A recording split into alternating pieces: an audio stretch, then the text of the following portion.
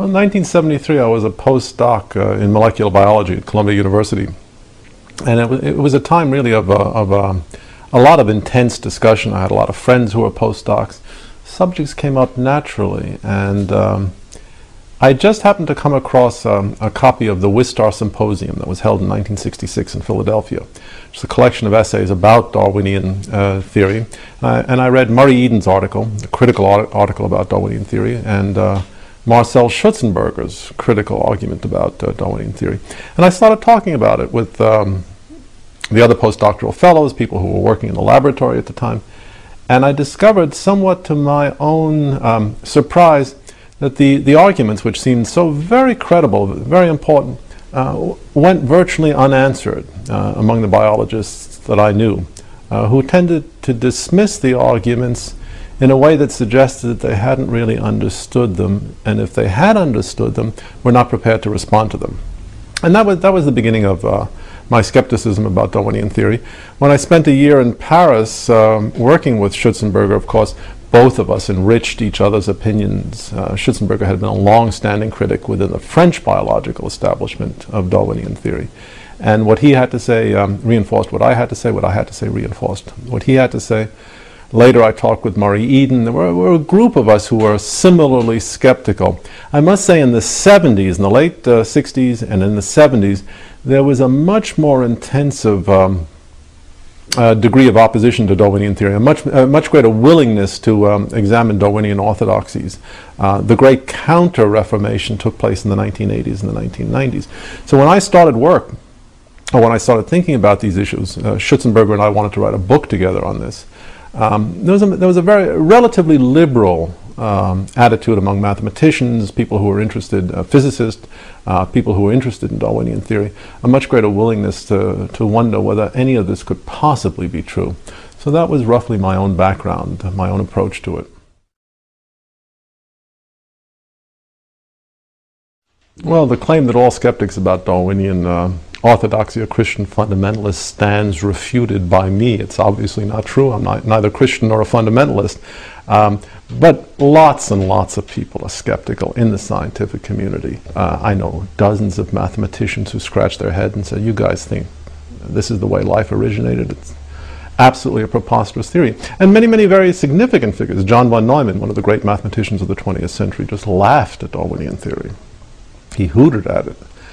So it's perfectly absurd. This is a point in a polemical dispute. It's not a reasonable standard of criticism.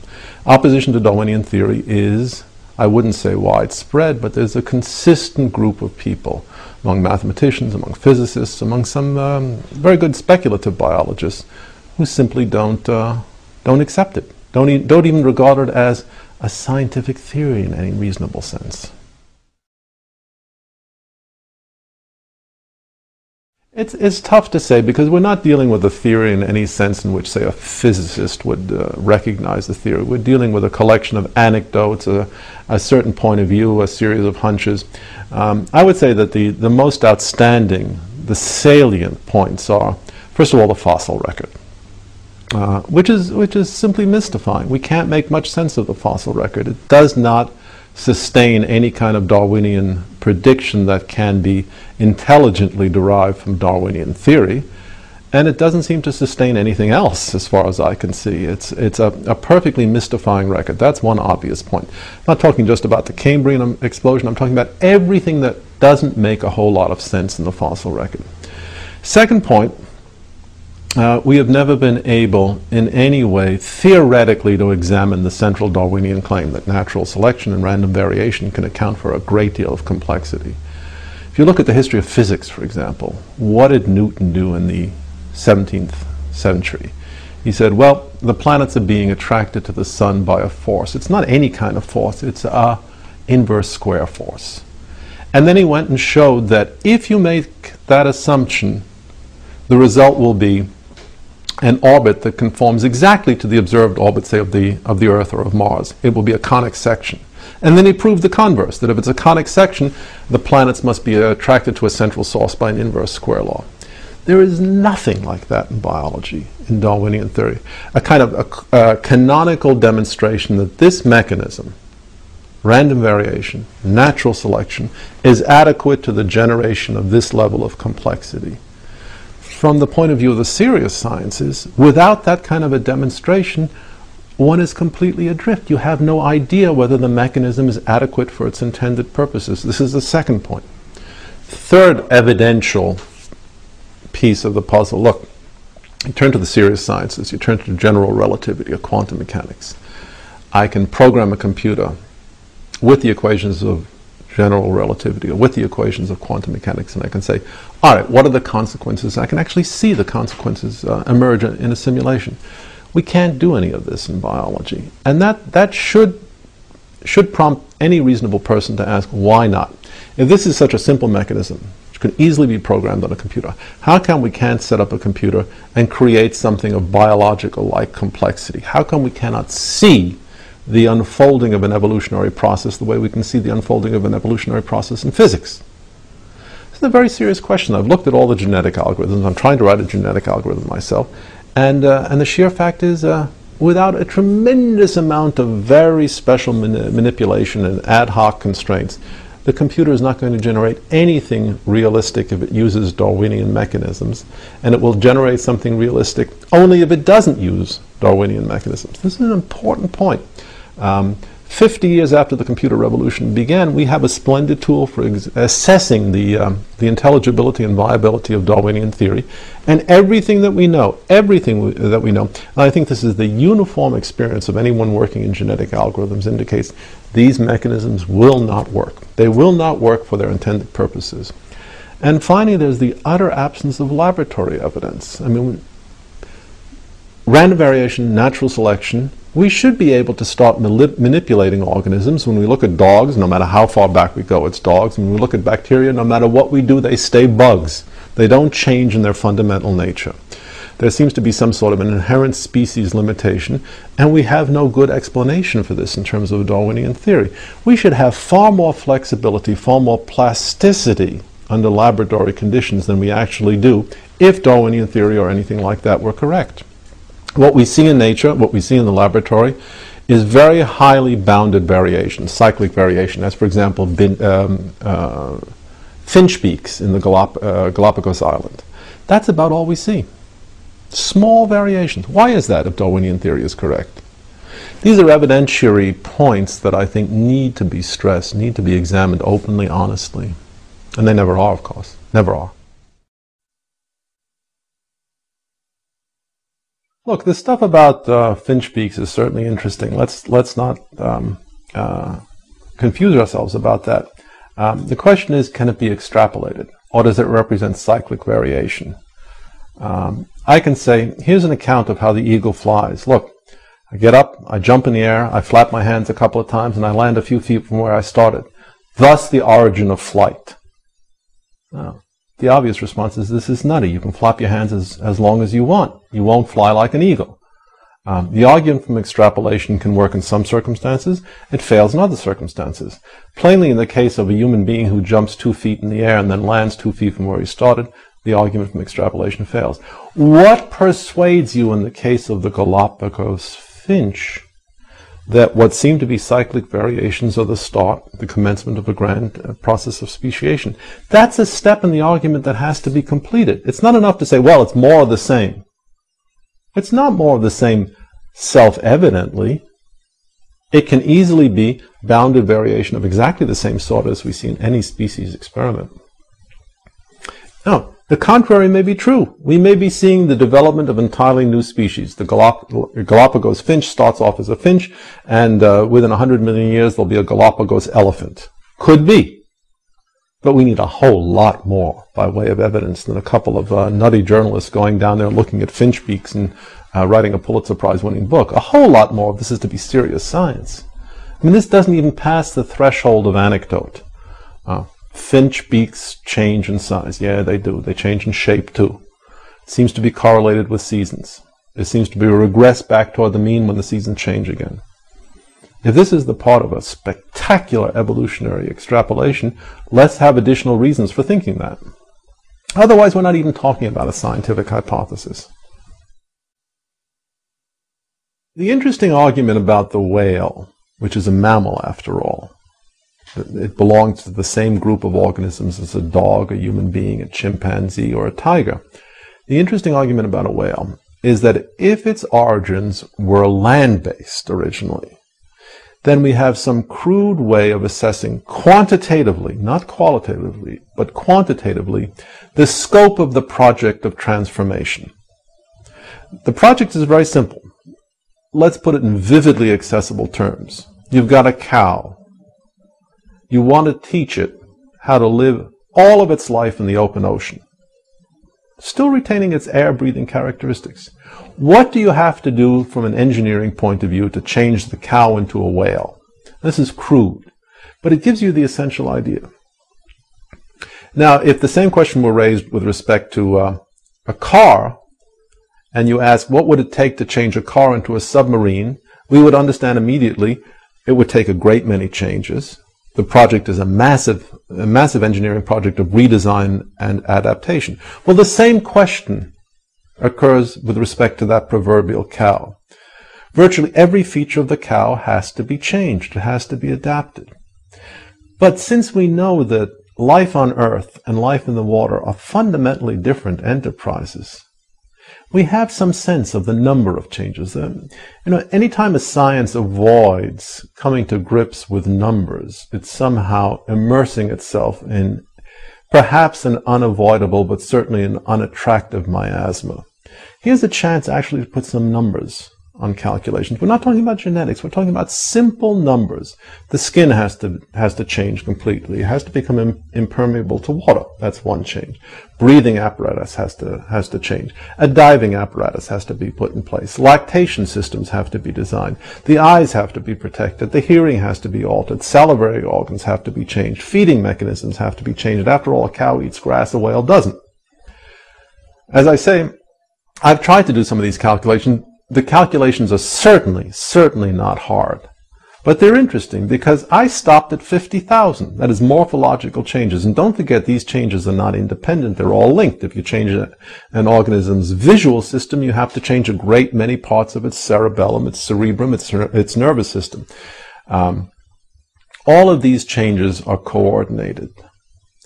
So when we're talking about an evolutionary sequence such as this, what's interesting about the cow to whale transition, and I'm just using this as a easily accessible idea.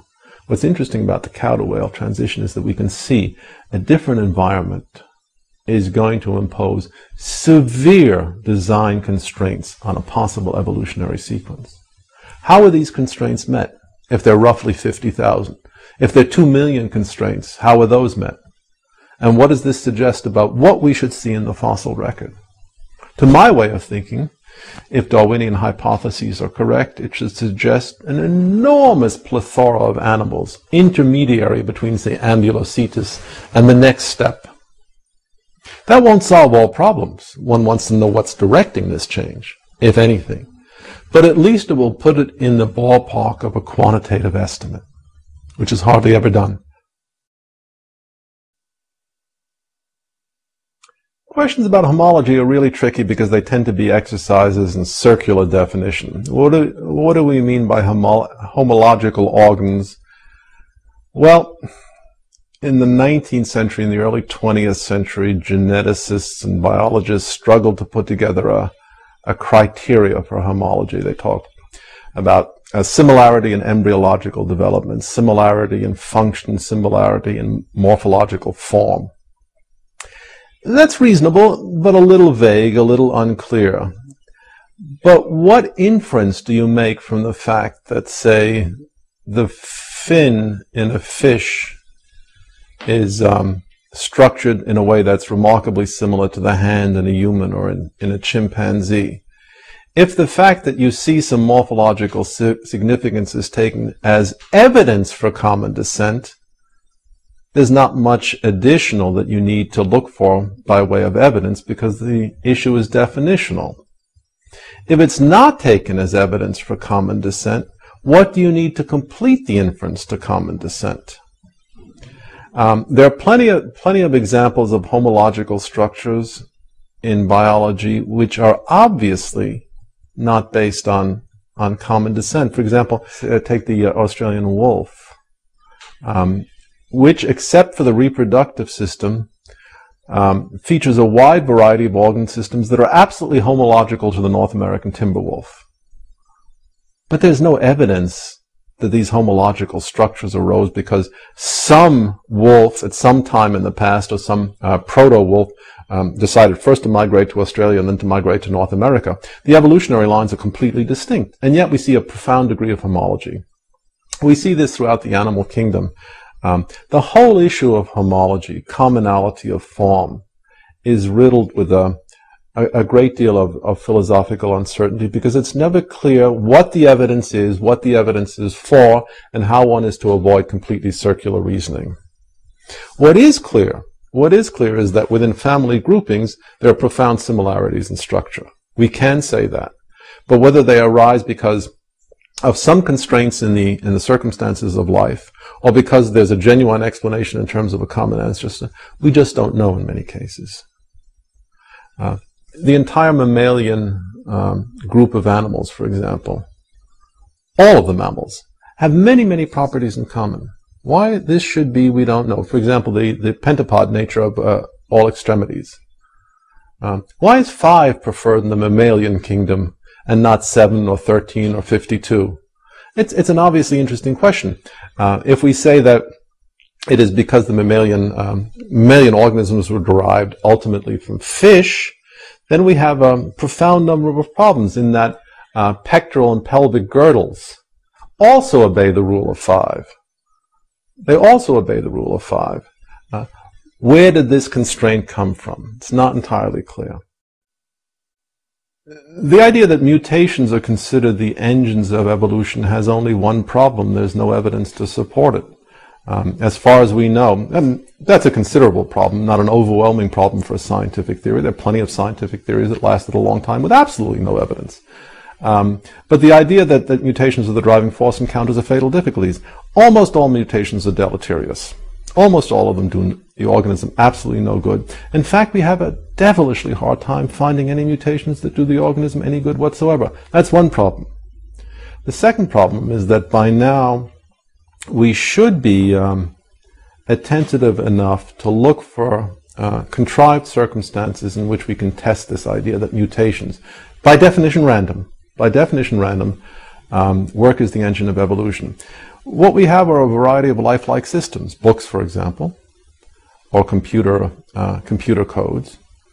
And what we know is that unless we do a lot of careful stage management, arbitrary events in either books or computer codes tend to screw the code of the book up irreparably. Now there's a large question here. If I take a copy of Windows 2000 XP and I start introducing random changes, within a very short while the code will crash. The whole system will be useless. Why exactly is this not happening in living systems? I don't want a lot of hand-waving in response. I want a precise quantitative answer. Living systems don't experience catastrophic failure under random mutations because. And if you know, tell me. I'll take your call day or night. Let's look at the thing this way. What does the Darwinian theory say? What is the Darwinian anecdote? There are arbitrary changes, meaning the changes are perfectly random. We have no idea when they will occur, and they're not linked to changes that have occurred. And after the changes have occurred, there's a deterministic process which culls out those changes that are valuable and saves those changes which are not, and extrudes those changes which are not. So the process is both one of sheer dumb luck, finding the right changes, and something that is not quite a matter of luck, that is quite deterministic, that is saving the valuable changes. Nonetheless, Darwinian theory suggests that each such episode, luck, change, is independent. It has nothing to do with the one that went before. So that in the abstract, it could be modeled by what mathematicians call a random variable. At first cut, first approximation.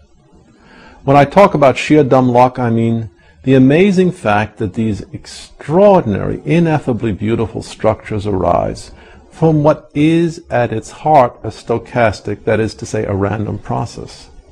Now, no one is arguing, say, that if a tiger, a toothless tiger, develops a set of splendid dentures capable of biting its prey, it will improve its chances of survival. That seems obvious. It seems, in fact, so obvious that it's hard to imagine that a scientific theory is needed to explain it. The Pigeonhole Principle explains it. Pigeonhole Principle tells you if you have 10 letters and only 9 mailboxes, 1 letter has to go. That seems to be at work in Darwinian theory as an underlying assumption as well. Hardly need 100 years of biology to tell us that. But the essential point is that the structure of the theory is arguably stochastic. Each event, each episode, each bright, bursting episode of change is independent of the one that went before and independent of the one that's going to come after. That's what I meant by sheer dumb luck. A hard time imagining that I myself am the product of sheer dumb luck. I like to think of all of evolution groaning its way toward the accomplishment of the noble and lovely thing that is me. But of course, as a critic of Darwinian theory, I don't hold with that. Of course, I find it difficult to imagine that any contemporary state of affairs is the result of essentially a random process. Not difficult for theological, not difficult for religious, not difficult for any reasons of the sacred, but difficult because we have an enormous amount of experience with the underlying kind of processes in mathematics and statistics, and we never see anything like that. I imagine that Juan Luis Borges, the famous writer, was offering an account of the origins of every contemporary novel. And as is wont, he argued that all novels are really one novel, that is Don Quixote, and that all novels were derived from the Quixote by random copying changes in an obscure group of Cistercian French monks. When I wrote that, I wanted to poke fun at Darwinian theory, but the more I thought about it, the more it seemed perfectly reasonable that that should be the account of the origins of the novel. You began with Don Quixote in the 15th century, 16th century. You had groups of monks who didn't speak any Spanish, didn't speak any French, copying it, as medieval monks copied the Bible, and they introduced copying errors. And sure enough, after a certain amount of time, Don Quixote changed to War and Peace. Different language, different notation, different elements, but essentially a process of copying errors. If we find that preposterous, and I certainly do, little shiver should go up our backs when we think of the analogous claim being made in the context of biology. The idea that science is a uniquely self-critical institution is, of course, preposterous. Scientists are no more self-critical than anyone else. They hate to be criticized, and they never criticize themselves. Given the enormously long span of human history, this is a prediction that one would expect to be true, and it is true. There are local mechanisms of criticism in science. I mean, within established theories, if somebody publishes data that don't work out in the right way, or if there are mathematical flaws in a certain theory, these tend to get known. But large global criticisms of the scientific enterprise are very, very difficult to find, and certainly are not being promulgated by the scientists themselves with any great ebullience or enthusiasm. Look, these people are only human. They hate criticism. Me too. Me too. It's not a surprise. The idea that scientists are absolutely eager to be beaten up, that's one of the myths put out by the scientists, and it works splendidly so that they can avoid criticism. If somebody's got a lot of money at stake, a lot of research money, the words, I don't have a clue, are guaranteed to end his or her funding. If someone is relatively free to say exactly what they feel like saying, yeah, there are people who say, we really don't know. We're really in the dark about this. So a lot of it depends on the institutional constraints of science itself. We're asking for standards of behavior that it would be wonderful to expect, but that no serious man actually does expect. 100 years of fraudulent drawings suggesting embryological affinities that don't exist. That's just what I would expect if biologists were struggling to maintain a position of power in a secular democratic society. Let's be reasonable. We're all sophisticated men and women here. I mean, the popular myth of science as a uniquely self-critical institution, and scientists as men who would rather be consumed at the stake rather than fudge their data. I mean, that's okay for a PBS special, But that's not the real world. That's not what's taking place. I mean, people fudge the data whenever they can get away with it. And they will commit themselves to fraudulent drawing just so long as they're convinced that no one's looking over their shoulder. And it's unrealistic, unsophisticated, and unwise to expect people to do anything other than that. Think of your last traffic ticket. Yeah, you bet, officer. I was doing 98 miles per hour in a 30-mile-an-hour school zone. When was the last time you told the cop that? And yet we expect a biologist to say exactly the same thing about drawings which have been his stock in trade for the last 100 years. The much more relevant question is how is it that we live in a society where the point of view, the splendidly cynical point of view I'm adumbrating right now, is not common wisdom, and we don't look more closely at what these people say? One of the reasons that people embrace Darwinian orthodoxy with such an unholy zealousness is just that it gives them access to power. It's as simple as that. Power over education, power over political decisions, power over funding, and power over the media. No one in a society which is openly contemptuous of religious expression in any form wants to be identified with the side at which the intellectuals and the leaders of taste and opinion are going to snicker.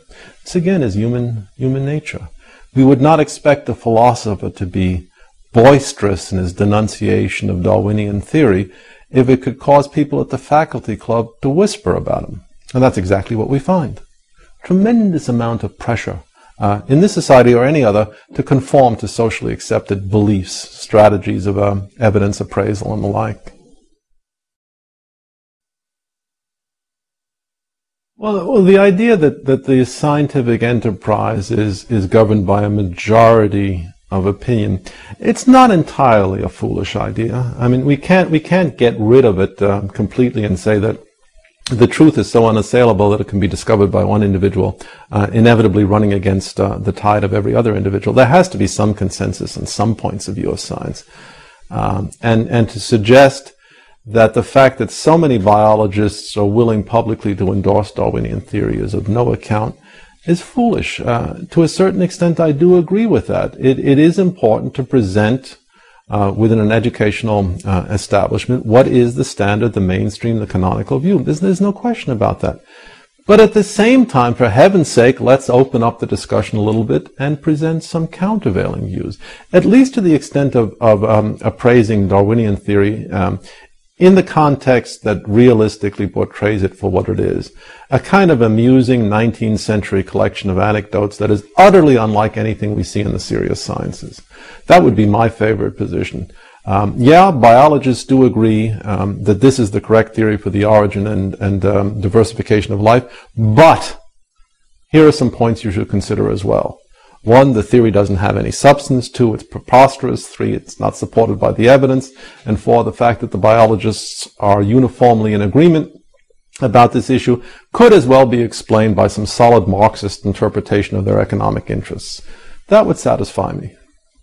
It's not asking for much, is it?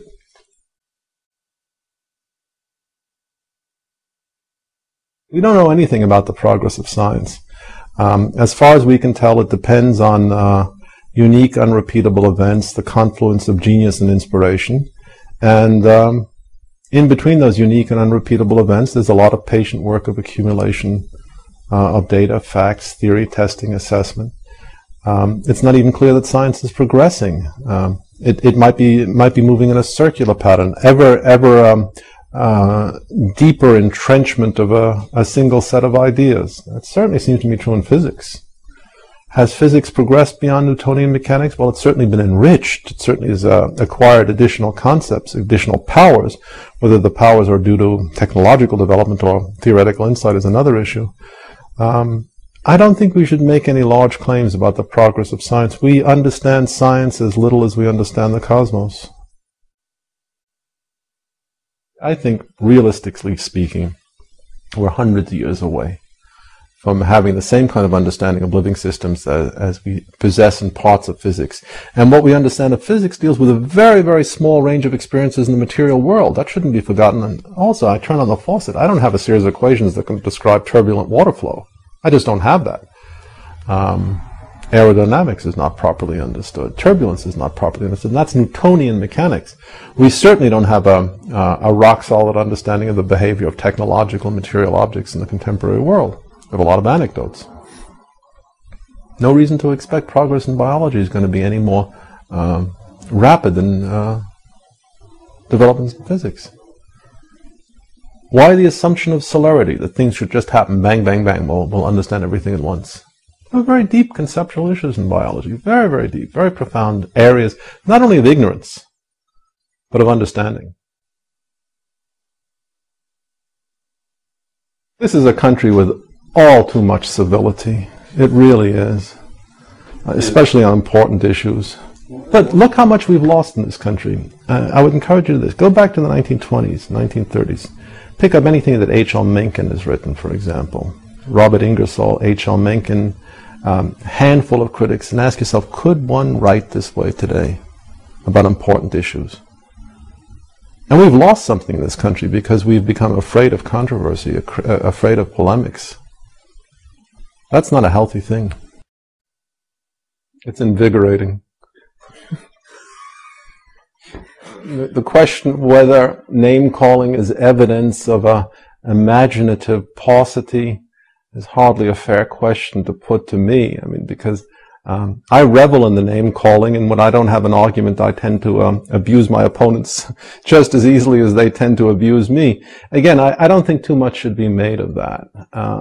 There is a pattern. It's not a scientific pattern, it's a pattern in human affairs. When people haven't been criticized in a long time, they react with a great deal of indignation when they're criticized for the first time. That's human nature.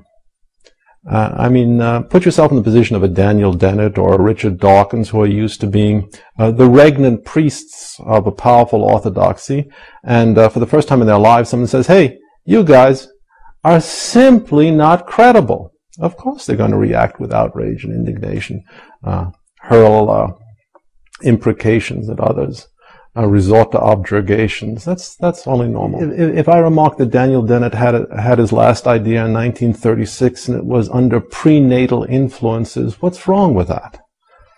It just sharpens the debate. It puts a lot of emotional emphasis on the debate, and it forces people to come up with something better. That's the real point of name-calling. It forces people to come up with something better. There are other factors at work. Decline in standards of vituperation.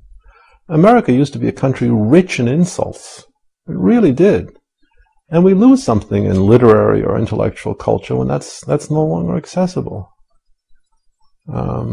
You get a guy like Daniel Dennett, whose greatest intellectual achievement was growing that stupid beard of his, masquerading as a scientific expert on Darwinian theory, staring at the camera, and no one is dousing him with a bucket of water. It's incredible to me. Richard Dawkins is accepted as a great intellect, and a fine prose stylist, too. The guy writes, his prose resembles a string of sponges strung together on a wash line. Should be said. Should be said. And this isn't a question of hatred. It's the question of the effective expression of indignation. There's no reason a democratic society has to be afraid of that. Go after the guys. We've become very defensive, very timid. I mean, look, the fact that we have to justify an attack on Darwinian theory is a very sad commentary on the health of American society. It shouldn't require a justification. It shouldn't. And yet it does. I mean, a very timorous aspect to American society right now. It's gone to the black community, and that's a wonderful thing. But no community in America has mastery of the contemporary language of invective, insult, argot as the black community does. Trouble is, not enough of the guys in the black community are devoting their talents to attacking Darwinian theory or quantum mechanics. That's the trouble. Get these rappers off MTV, put them to work, focused direction on Darwin.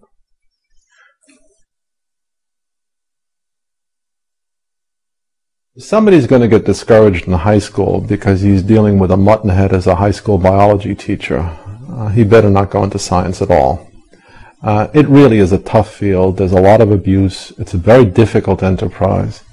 And you shouldn't be discouraged easily.